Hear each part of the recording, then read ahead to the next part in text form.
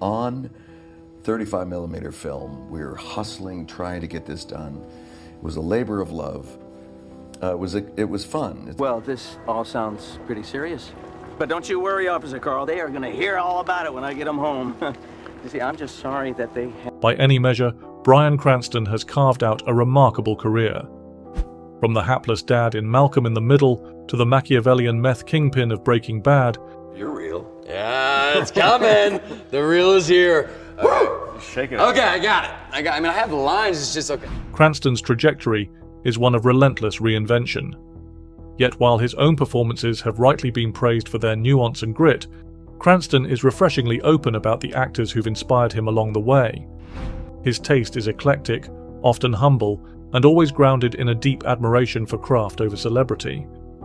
If you want to understand what makes Bryan Cranston tick, look not only at the roles he's played, but at the actors he holds in the highest regard.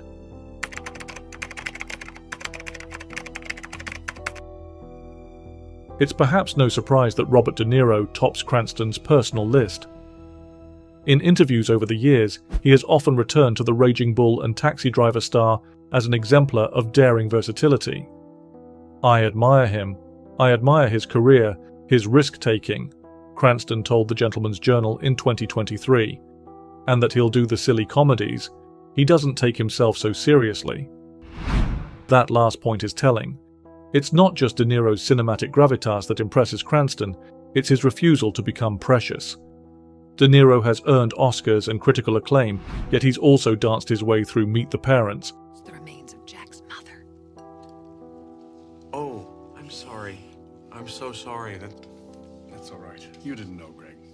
And riffed with Zac Efron in Dirty Grandpa. To Cranston, this capacity to swerve between genres without losing credibility is not a betrayal of the art, but a testament to its range. He recounted a moment of fanboyish awe when meeting De Niro at a hockey game. "I said hello and just told him how much I appreciated his work. He was gracious, but you could tell he's still curious, still watching, still learning." That curiosity, Cranston suggests, is the heartbeat of longevity.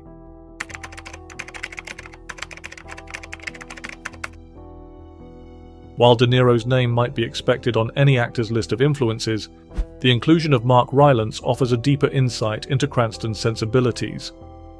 Known for his stage work as much as his appearances in film, Rylance is a quiet colossus of British theatre.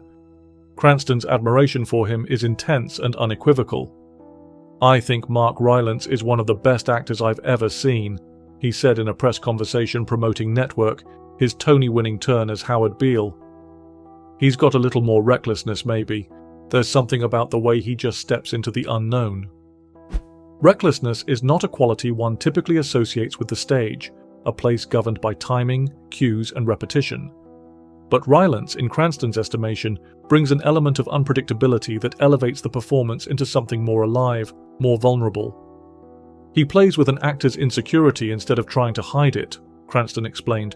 "There's no safety net. It's beautiful." In Rylance, Cranston sees a kind of spiritual brotherhood, two actors deeply rooted in craft, unafraid to dismantle expectations, and more concerned with truth than triumph.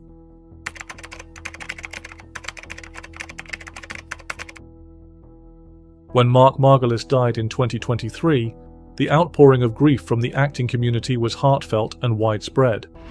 For Cranston, it was deeply personal. The two had worked closely on Breaking Bad, where Margolis's portrayal of Hector Salamanca, speechless, immobile, Easy deal. I will feed you. I eat first. That's the deal. but menacingly expressive, became one of the show's most haunting characters. Posting on Instagram shortly after the news broke, Cranston wrote, "I am very saddened today to learn of a friend's passing. Mark Margolus was a really good actor and a lovely human being, fun and engaging off the set, and, in the role of Hector Salamanca, intimidating and frightening on set. His quiet energy belied his mischievous nature and curious mind. It's a rare thing for an actor to draw such terror without a single line of dialogue, relying solely on a bell and a burning stare." Cranston, himself no stranger to the power of silence, recalled the chilling stillness of Walter White in Ozymandias, recognized the mastery involved. "I learned a lot from watching Mark," Cranston told a fan panel in 2019. He could take a scene and just pull the gravity into him. The restraint, the precision, it was like watching a masterclass.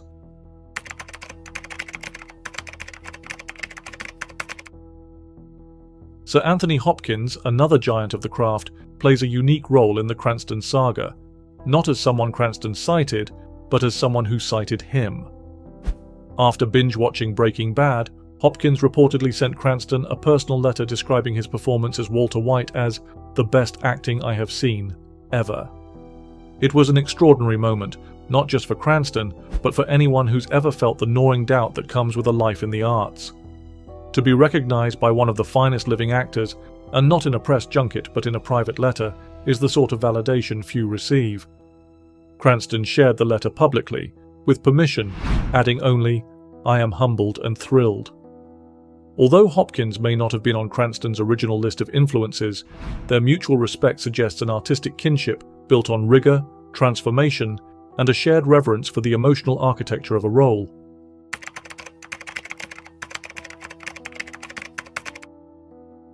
Before Cranston was the towering dramatic figure we know today, he cut his teeth in comedy.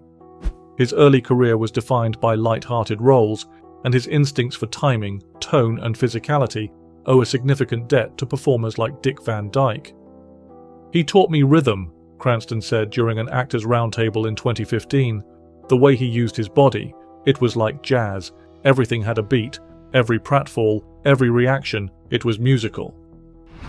Van Dyke's influence is most apparent in Malcolm in the Middle. Heard your mother. We have always said you have to concentrate on your schoolwork before wasting your time on dead-end jobs. You have got your whole life to work and only one chance to learn. Where Cranston's portrayal of Hal was a study in comic elasticity. One moment he's ice skating in tight sequins, the next he's covered in bees. Yet he never descends into caricature. It's a performance anchored in real emotional stakes, a trait Cranston attributes in part to Van Dyke's ability to marry silliness with sincerity. You watch him in The Dick Van Dyke Show or Mary Poppins, and he's having the time of his life, but there's a structure underneath it. That's what I tried to bring to Hal. Freedom, but with form.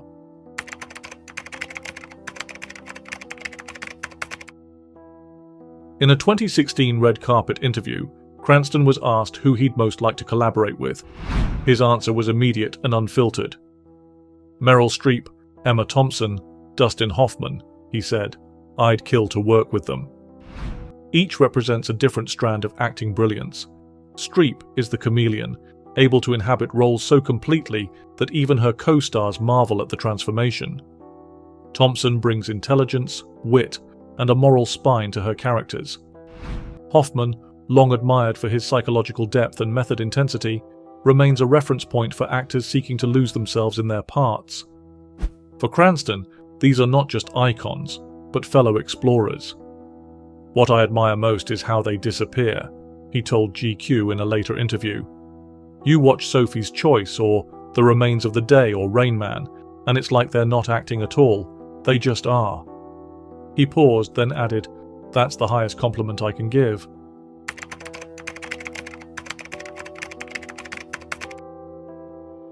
What makes Cranston's admiration for his peers so compelling is its lack of envy. There is no trace of bitterness, no desire to outshine. Instead, there is a kind of reverence for the struggle, the process, the incremental evolution of a role from script to screen. "I didn't have a master plan," he often says of his career. "I just kept showing up." And yet, through all the years of showing up, through soap operas and sitcoms, voiceovers and theatre, commercials and blockbusters, Cranston never stopped watching. He never stopped learning. "I consider myself a student of acting," he told Variety in 2020. "You can learn from anyone, sometimes by seeing what not to do, sometimes by seeing a single gesture that just blows you away." That openness is reflected in his own performances. Whether portraying President Lyndon B. Johnson in All the Way or the quietly scheming judge in Your Honor, Cranston doesn't coast. Don't tell anyone. Not ever. I can do this. I can keep you safe if no one ever hears about it. The boy you hit this morning is Jimmy Baxter's son. When Lyndon Johnson finished his speech, 20 million Negroes unpacked. Well, it was a fine speech, Mr. President, dear to my heart. But... He enters each role with the fervor of someone who believes the next performance could still be his best. And perhaps it will be. After all, he's still watching, still learning, still inspired. To list Bryan Cranston's favourite actors is to glimpse the contours of a mind shaped not just by admiration, but by emulation. He is drawn to risk-takers, to craftsmen, to performers who elevate the ordinary into the unforgettable. In De Niro, he sees fearlessness. In Ryland, danger. In Margolus, restraint. In Van Dyke, rhythm. In Streep, Thompson and Hoffman, transcendence. But more than anything, in all of them he sees possibility. The same possibility he continues to chase with every performance. As he put it in a 2022 masterclass, acting isn't about being someone else, it's about being more you than you've ever been. And sometimes it takes watching someone else do it brilliantly to remind you just how far you can go.